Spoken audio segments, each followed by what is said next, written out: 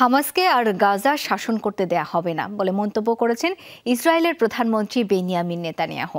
মঙ্গলবার বিধ্বস্ত গাজা উপত্যকায় গিয়ে এই মন্তব্য করেন তিনি। বলেন, হামাসের সামরিক সক্ষমতা ধ্বংস করেছে তার দেশ। গাজায় বর্বরতা চালানো ইসরায়েলি সেনাদের প্রশংসাও করেন তিনি।